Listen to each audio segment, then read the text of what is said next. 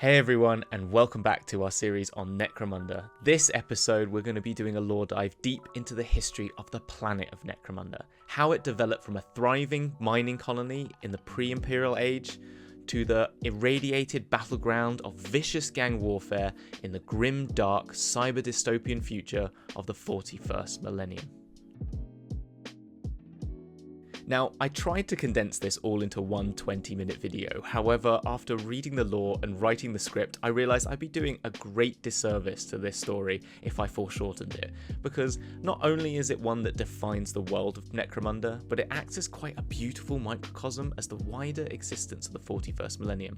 Because this is not a story of just the simple climactic collapse of a world mined of its resources for thousands of years. It's a story of war.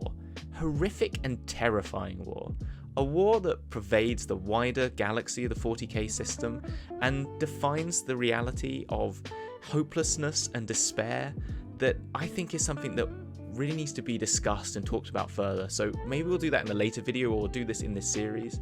But for now, content warning, because this is not fun. I mean, nothing's fun in the future of the grimdark universe, but particularly now, just be prepared. However, it is interesting, it is incredibly extreme, and one heck of a journey, this story. So I have split this into 3 parts. I mean, hopefully 3 parts, because that's where it is for now. But in this first episode, we're going to be looking at the origins of Necromunda, how it started as a multi-solar system spanning small empire known as the Araneus Continuity, and hopefully I'm saying that right because I'm just going to say it many times in this episode, but how it went from that very technologically advanced society to the irradiated ash wastelands of Necromunda that we know today. So if you're ready to join me on this, let's roll the tape.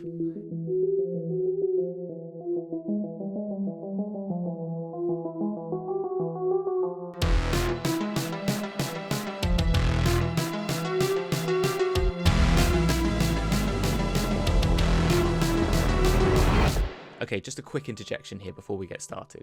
The Imperium of Man isn't one known for its dissemination of truth at the best of times, let alone when it comes to the history of the galaxy, and even further when it doesn't serve their purposes. And on top of that, we're talking about a human existence that spans 41,000 years and an entire galaxy.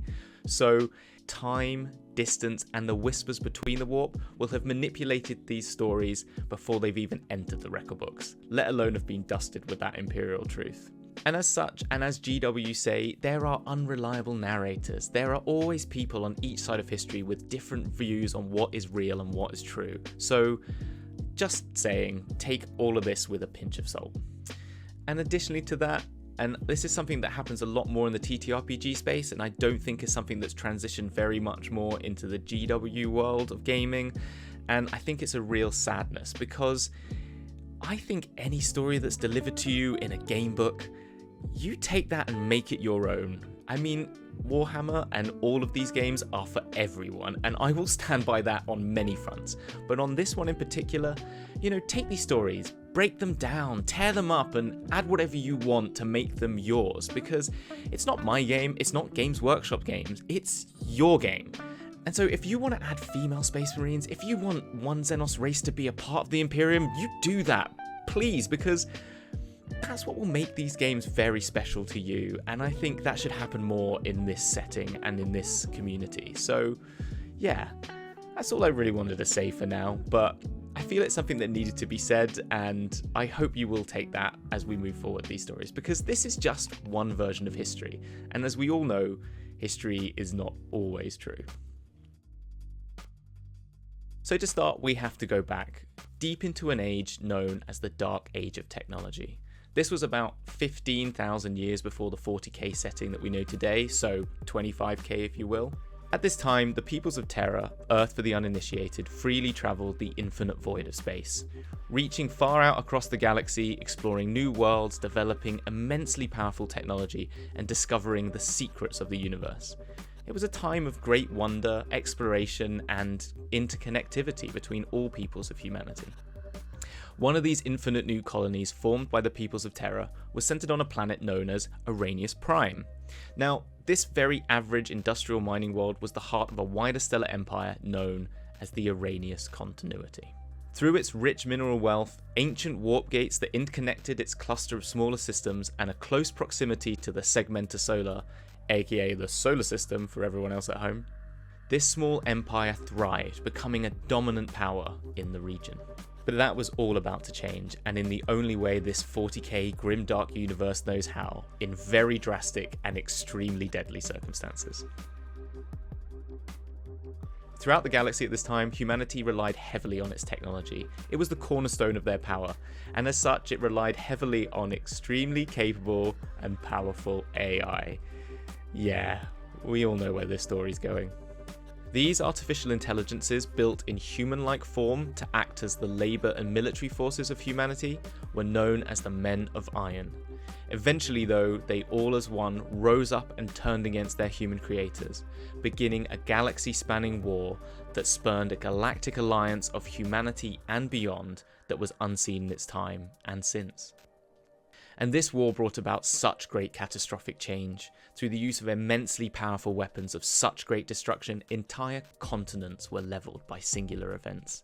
And without going too deep into this lore, and we can cover it in another video, the galaxy was scarred forever, as even though humanity was victorious, it was left deeply wounded, with its reliance on technology shattered and its people left disparate and stranded across the galaxy, leading us into a time known as the Age of Strife. Now during this period, as the rest of the galaxy found itself isolated, the Araneus Continuity did not find themselves similarly afflicted, as due to the fortunate positioning of those aforementioned ancient warp gates between the systems of the Araneus Continuity, communication and trade was maintained between them, and as such they were able to not only continue to develop, but also thrive in what was for the rest of the galaxy rather a horrific time. This situation lasted for quite some time, and it's not for a few millennia later that we actually hear of them again, when the Imperium of Man was a burgeoning force to rise out of the wastes of Terra through a period known as the Unification Wars, where the demigod-like being known as the Emperor of Man rose up and conquered the entire planet of Terra using his new super soldier creations, the Thunder Warriors, which are the progenitors to the modern-day Space Marines. And after finding no more realms to conquer, he set his sights on the stars, sending his forces out into the wilds of space to reunite humanity, face the powers of chaos, and remove anything that got in his way, in what he affectionately called the Great Crusade. Yeah, once again, the Empire and Man are not the good guys. It was in this time, and by sheer happenstance, that the Imperium of Man found its way to the Araneus Continuity. They were forcibly ejected from the warp on their way back from some sort of imperial naughtiness in this crusade, and in this case, the unfortunate Imperials were quickly overpowered by the technically advanced cybernetic warriors of the Continuity. And the difference in power and the speed by which the Araneus Continuity overcame the Imperial Man, it was said that the cries of the squadron's astropaths echoed through the Immaterium, all the way back to Terra, and as the Imperium heard their pain, it turned its gaze back to the Araneus peoples. And after all that was said and done, an envoy was sent to the Emperor to pledge fealty to the Continuity and to join as a tributary to their worlds. Well, we can all guess how that went down. I mean, the Emperor of Man isn't one to bow down to anyone, let alone find a compromise. So in response, he sent a force. And when I say a force, I don't mean like 10,000, I don't even mean 100,000, I mean 1,000,000. Yes, that's right, 1,000,000 Imperium and Mechanicum forces and 20,000 Space Marines of the Imperial Fist chapter, led by a master tactician known as Hashin Yodnad, were sent lovingly and willingly to sort things out in the only way the grim dark goth gods of the 41st millennium know how. Full-on assault, sacrificial destruction, and no one left standing.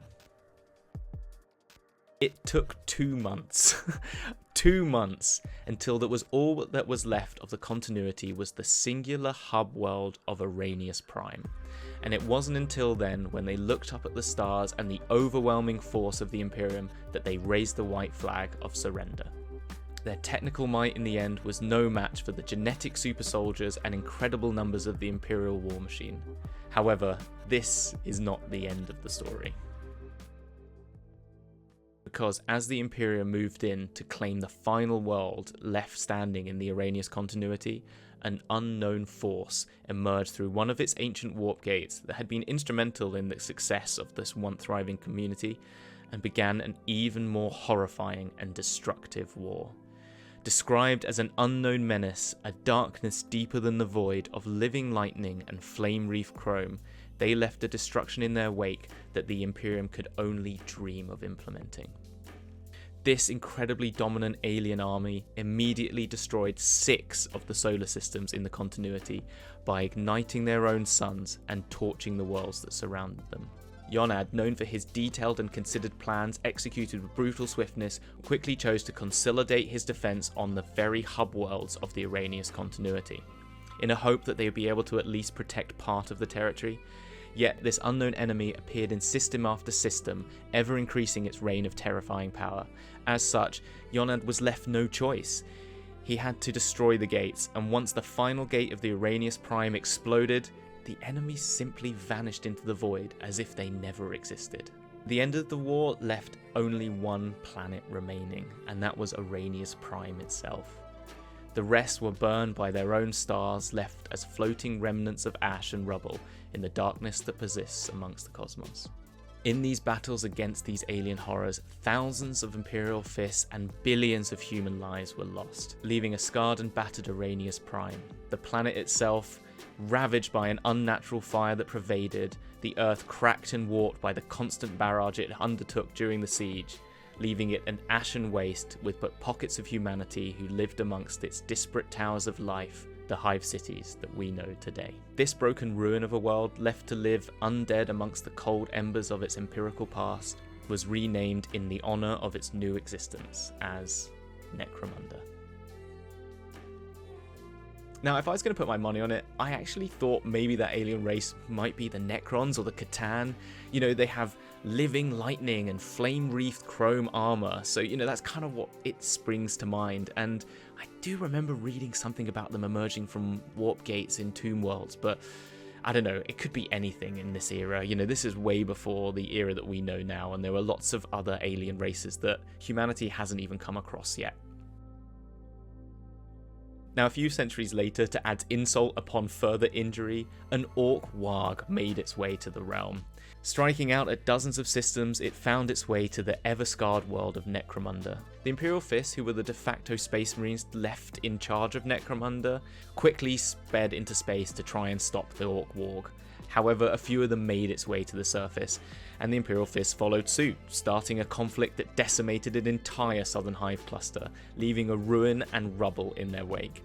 This battered and broken form of a once towering hive is said to resemble the skull of an ancient godlike beast, hence its name today as Skull.